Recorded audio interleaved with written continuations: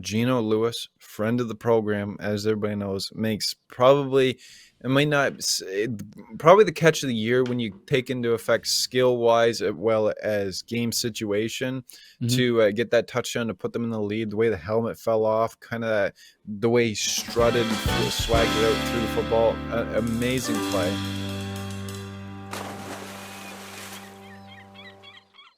Welcome back to the 11th Island, everybody. I'm Brad here with Chris. Today, we're wrapping up a fun and exciting Week 9 in the CFL, looking ahead to a Week 10 Thanksgiving weekend in the CFL. But Chris, what are we starting off with in Week 9?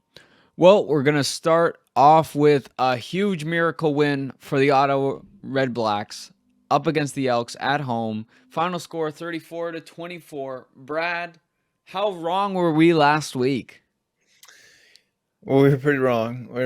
It was a tough look, especially when the video came out just as that game was starting and we were crapping all over them. But I think there's two questions that come out of this. Is one, with Caleb Evans playing for Ottawa, I'm pretty sure that's we Yeah. got the kid's name still wrong last week. But Whose Caleb name? Evans, What did we I call him don't want last week? I don't even know. I don't even want to touch what we Yeah, said. It was I think it was the like a opposite French of name yeah, yeah. I don't even, somebody that probably doesn't even play in the CFL. But Hey, I think the none of question, you guys were there to call us on that, so we're all in this yeah, ship together. Well, it's yeah, Caleb Evans. yeah. So I think the questions are either one is Ottawa with Caleb Evans, are they actually a somewhat decent team? And we've talked about all year how their special teams and defenses is really okay. So with Uh-huh. Caleb Evans, are they kind of not maybe to right the ship, but be a competitive football team? Because at this point, they're only a game back of they're only a game back from third in the East, right? I got the standings right here. Yeah, they're at 2-5. Montreal's at 3-4. So the question is, one, are they now a at least competitive team, or two, is Edmonton just that bad, especially without Trevor Harris? And I would lean to say the Taylor Cornelius led Edmonton Elks are just that bad. Well, I mean, they were pretty busy. I mean, Taylor had over 300 yards.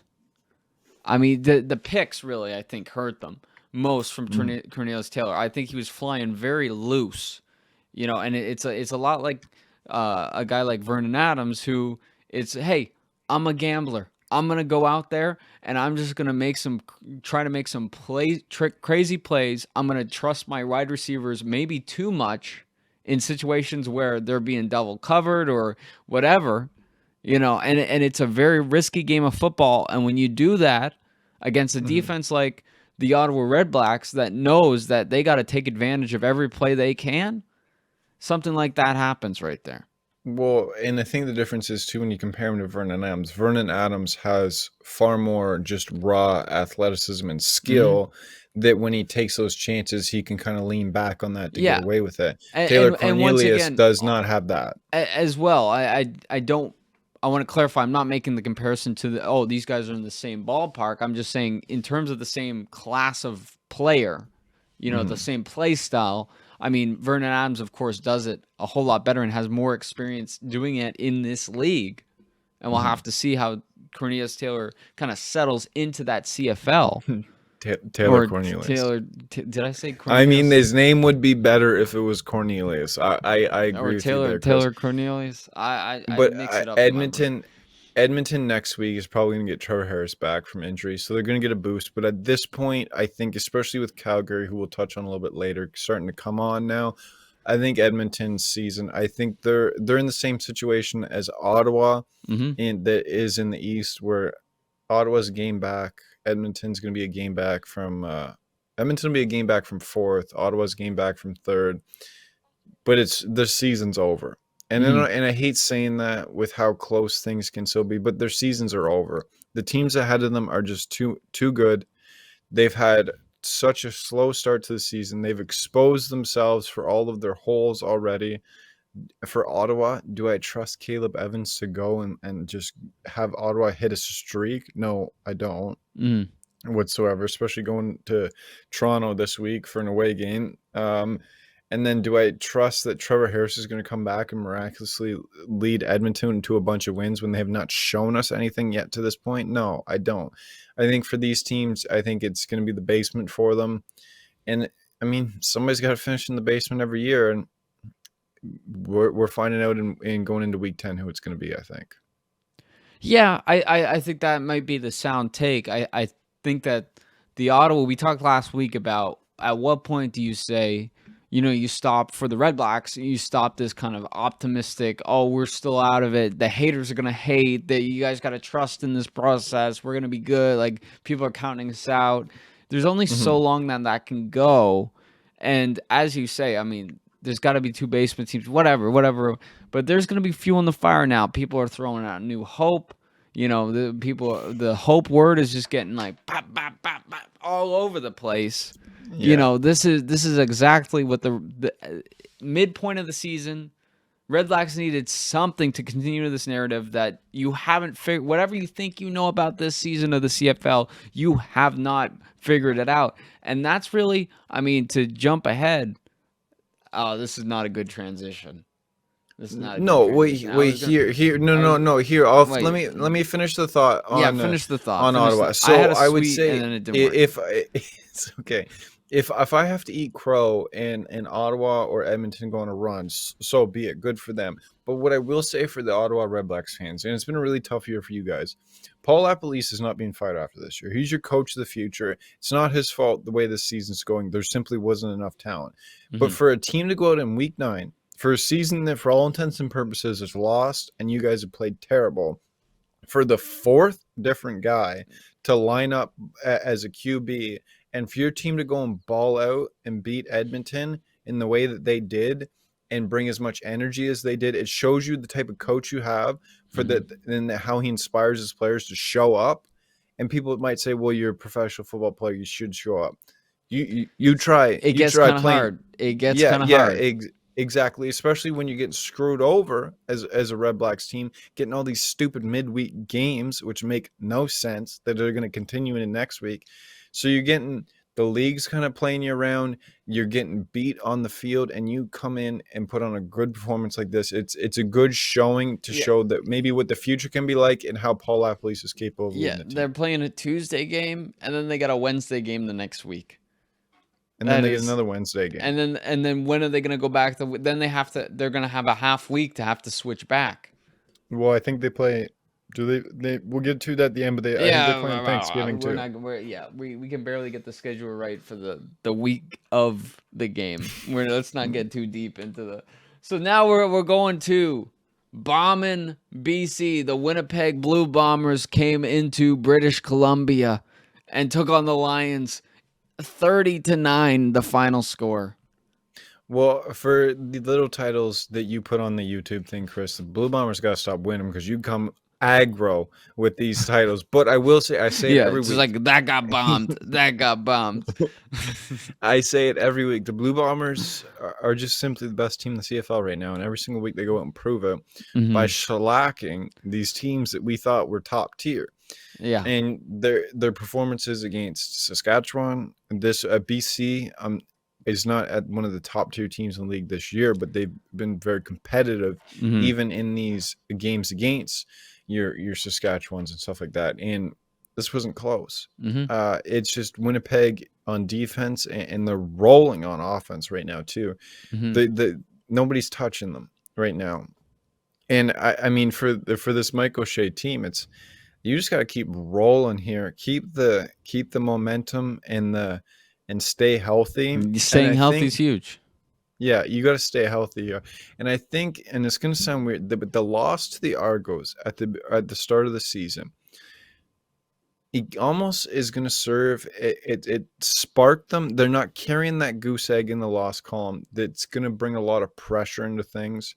They found out some of their weaknesses on both offense and defense, or not weaknesses per se, but potentially areas of the game that needed to be adjusted. And then they've sealed those up and moved on from them and I don't think they've been in trouble really since that game. So I think that loss is going to be a real turning point in that season for them. And well, you want to know what a turning point of their season, I would say, is as well. What's that? Probably must have been week 4 when you called Colaros a game manager, and then next thing you know, he's kind of developed into perhaps Mhm. the best quarterback in the league right now. Yeah, I mean, I think we were gonna get into it Yeah, at you the want to end. talk about eating crow? Yeah, I mean, do you want to just get into? We were gonna talk about the MLP candidate at the end, but Well, I'm yeah, I'm gonna go with. I mean, the it's flavor Zach of the week Claros. right now is Zach Claros on MLP. And and I don't even think it's the flavor of the week. I think he's a week in, week out. He's proven it. Yeah, but And no, no, no. But I mean, people are, I think, starting to get to the talking point that okay, now we're actually starting to talk about MLPs at all, and I think it's because of the numbers Zach Claros is putting out, especially this week. yes, I agree. I think Zach Claros is, I would say, the favorite to be the MLP if the season stopped right now. He definitely would be, deservedly so, as the leader, probably best player, or I wouldn't, maybe not best player in all fairness. There's some defensive studs, but the most important player on the best team in the league is going to get the MLP. And at this point, who I've said every week, who can stop Winnipeg? It's looking like nobody. They're nightmare fuel, you know. Yes. And I mean, someone's And gonna have to wake up. and they're doing what they're doing to teams in their own building too, on the road is something too. It's not like they're destroying teams at home and then just winning competitive games on the road. They're taking teams and destroying them in their own Yeah, buildings. yeah. Because when they had that one loss, it was like, oh, okay, you guys just can't win on the road. That's what it is. You guys, Hmm. that's your weakness. That's your kryptonite. We found it. Okay, they're touchable. And then Hmm. they've just, I mean, they play their best games now on the road. Yeah, yeah. So It's really gonna be it's gonna be fun to see them down the stretch here and see how they position themselves, and hopefully they can just stay healthy so we can see this team at its full potential. all right, next up, we got, speaking of, this was the segue. When we were talking about the Ottawa Redblacks, I was going to say, whatever you thought you had figured out this season, think again, because the Owls, 23-20 over the Ticats in overtime. Brad, how wild was this game? Well, I think we had probably the most exciting stretch of football that we've seen in the CFL this year, where Montreal came down. They were facing a 3rd and 20. Gino Lewis, friend of the program, as everybody knows, makes probably, it might not, probably the catch of the year when you take into effect skill wise as well as game situation, to get that touchdown to put them in the lead. The way the helmet fell off, kind of the way he strutted and swagged it out through the football, amazing play.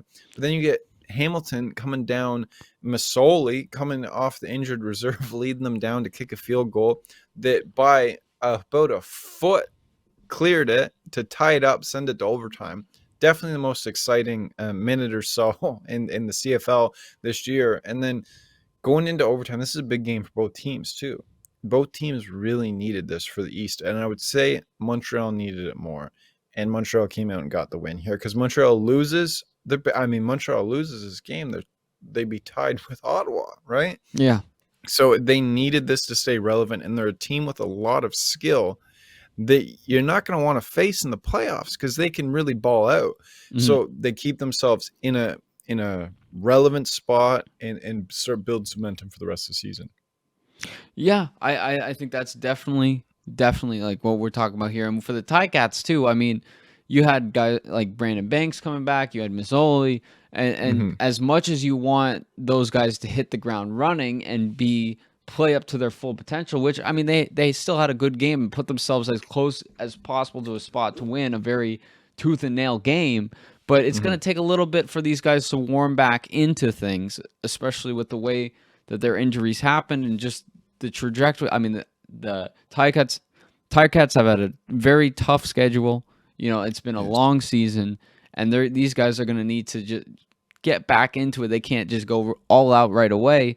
So I think you got the Alouettes, who are, as you said, a dark horse of just pure, any second they could hit that home run.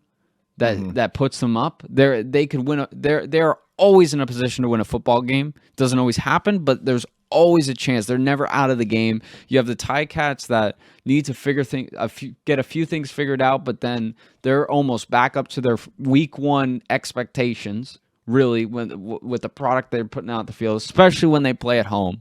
And then you got the Argos in there that are just, didn't play this week. We got to talk about the Argos somewhere.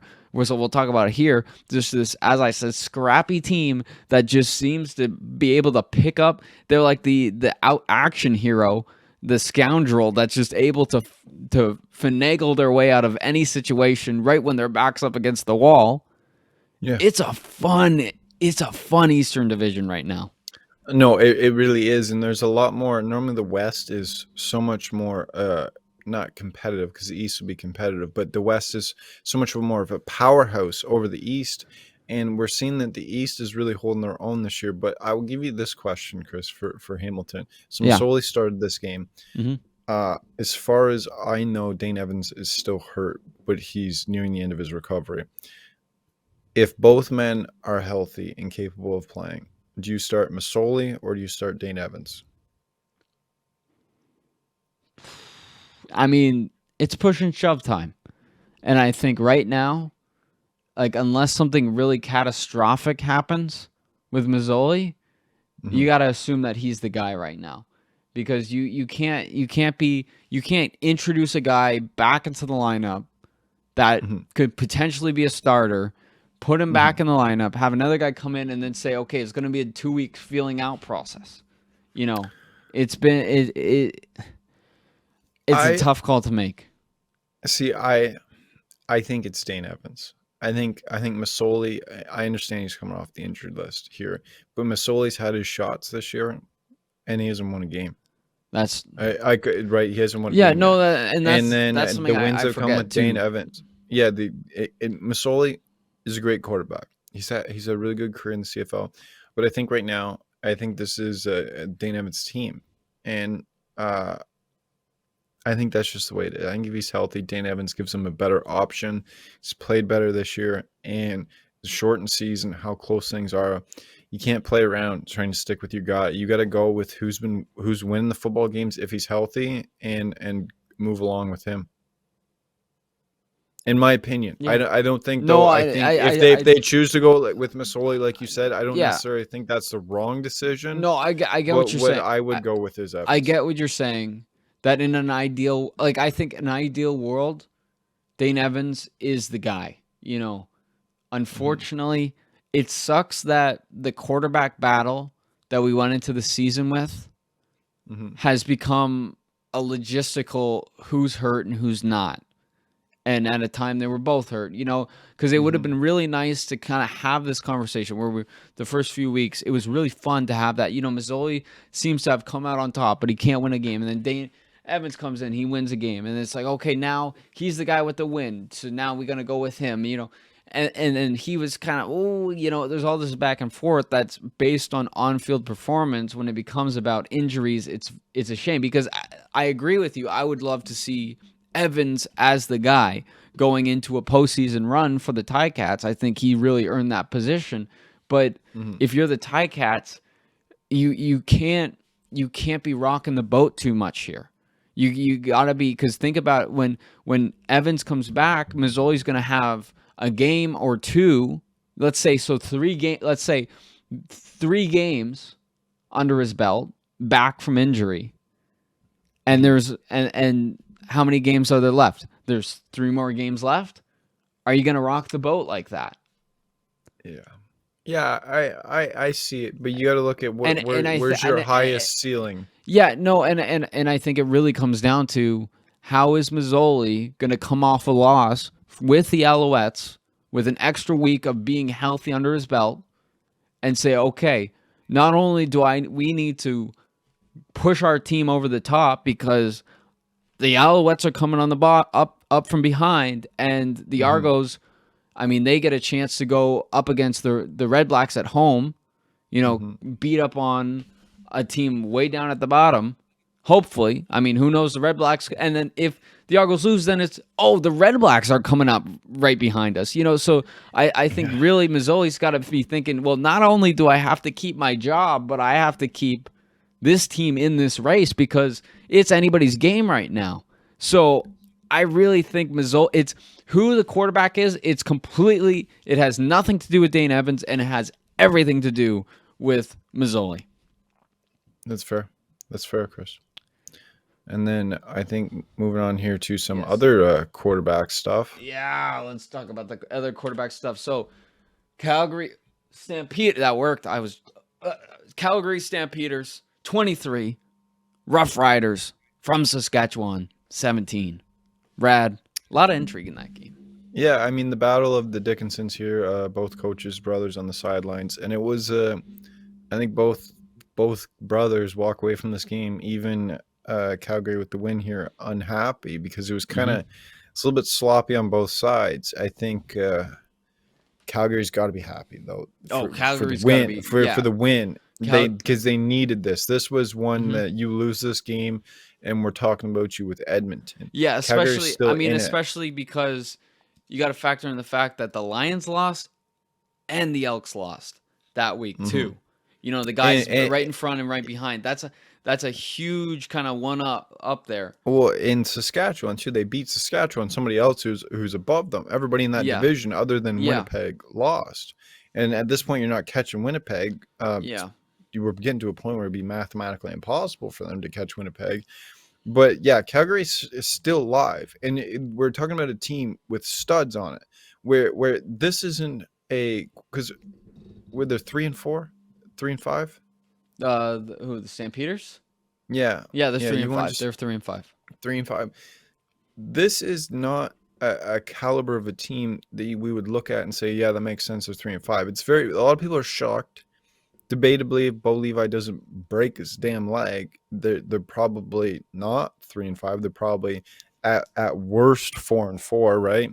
There's studs on all sides of the ball here. It's a team that can be very sneaky and scrappy if they get into a playoff spot here. Especially, Bo Levi came on this game late, banged up with his shoulder.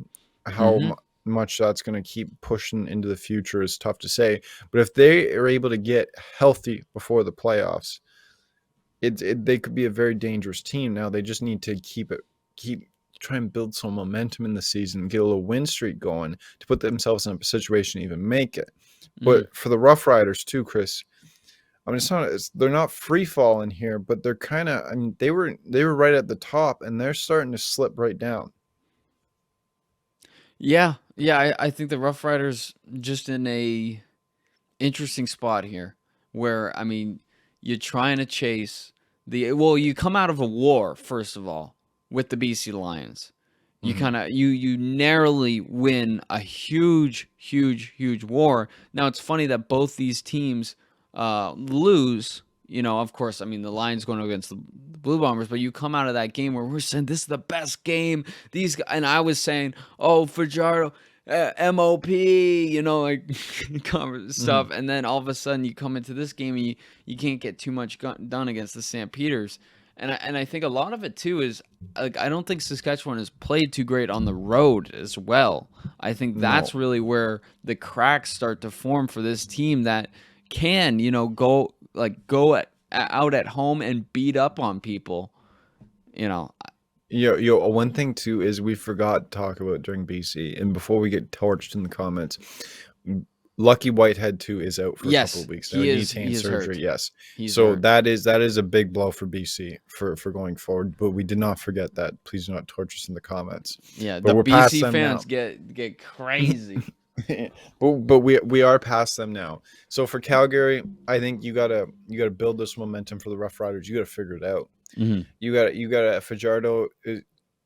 There's not a lot of consistency there. It's either great or bad. There's no in between. There's no average games. In the West, it's wide open, competitive. You take out Winnipeg, and every team in this league, aside from, I mean, even including Ottawa and Edmonton, is game here. Ottawa and Edmonton clearly are not nearly as game as a lot of teams, but mathematically, everybody's still in it. You know what I mean? Mm-hmm. There's some, even if Ottawa and Edmonton aren't fighting for that playoff spot, they're very willing to play spoiler coming into the kind of second half of the season here. It's going to be, there's a lot of teams that in the next few weeks are going to be it's kind of make or break time here, I think. Yeah.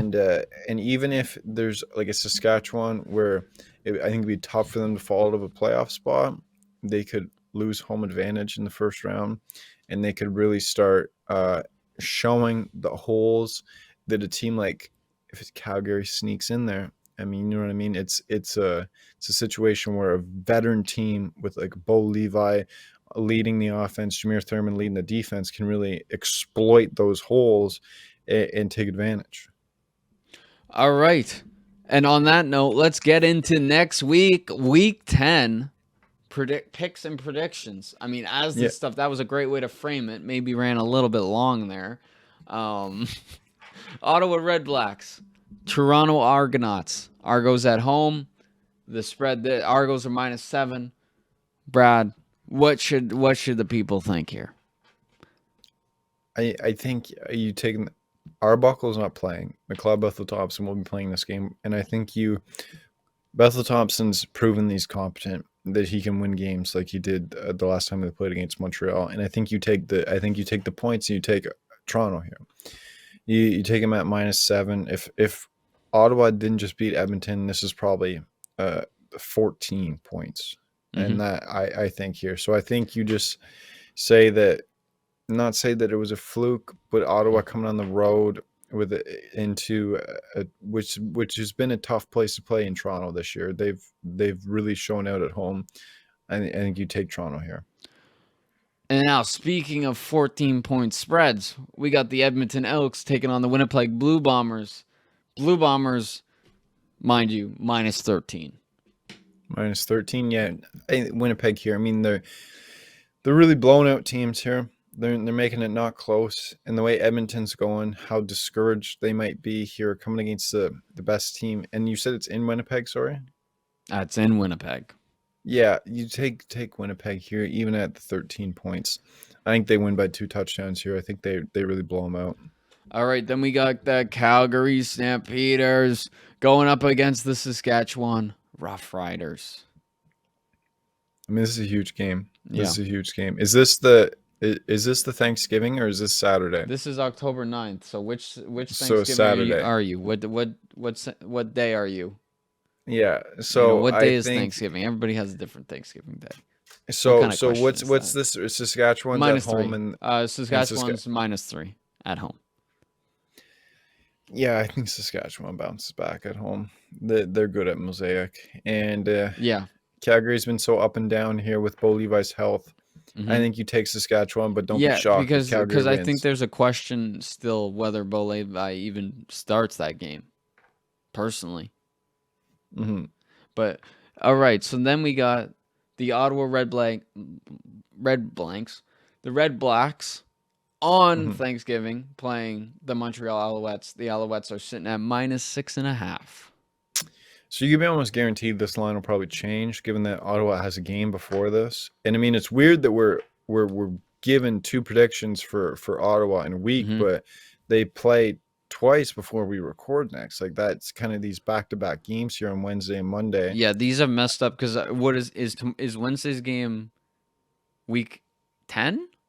Yeah, I think they're both considered under week 10 on the website because it falls in the same time period, but it's super weird with the scheduling. I'm not a So big so fan then of it this for the wasn't even players. was this even a bye week for the Argonauts?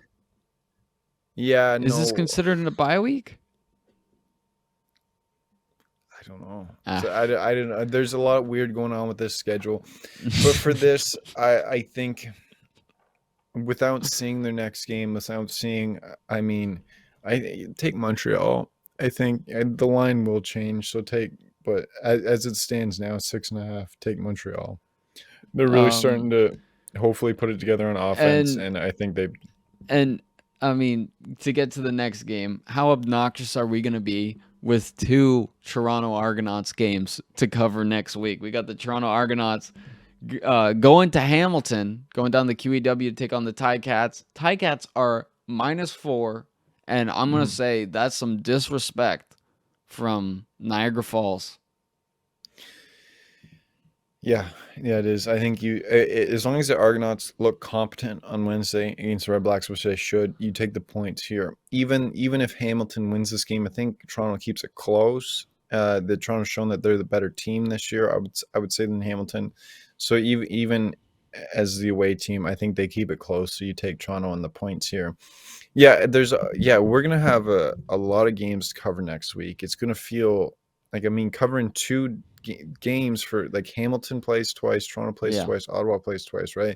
It's gonna feel very weird, and it's gonna feel like so far back, those other games. But what can you do? That's the way the CFL schedule. That's the CFL difference. You know what I mean? Yeah. That's what it's like in this league. Mm-hmm. Brad, how long do you think we've been recording? 30 minutes. Yeah, 30 minutes. See, that's the time. Like we got this down. We got this down to a science. Yeah, I was gonna say, we thought this was gonna be a shorter episode, in all honesty, too. But it's we went a little long last week. I think 30 minutes is probably around the right space for these. And I think on that note too, I think if for the people watching, whether you're watching on YouTube or you're listening on our audio podcast, keep in mind that you can flip-flop with if you want. If you're on YouTube, you can find us on Spotify, Apple Podcasts, the other way around as well. Like, comment, let us know what you think of these videos. If there's something that you wish we would talk about more of, talk about less of. I'm sure that's probably more popular comment. Talk about less. Though there was no, we got enough time. We probably had too much Toronto Argos talk, which is hard to believe in a week that they didn't play. But yeah, well, for some people though, it's not enough Toronto Argos. Yeah, talk, well, the thing is, there's a problem when we can't bring up the Blue Bombers without saying, yeah, and that Argos loss. Hey, we can't have a deep. We can't talk about the best team in football without, like, every take involves their loss to the Argos. Hey, it happened. It's something that we got to talk about. Yeah, we were there. Argonauts are we were there. They are the football math kings. Yes, they are. So I think it's with that being said, like, comment, subscribe, please. 350 subscriber, 350 and 500 subscriber giveaway coming up on YouTube. Check out the Sports Card playlist for all the details of how to enter and what you can win. And you got anything else, Chris? No, my headset's about to die, so see ya.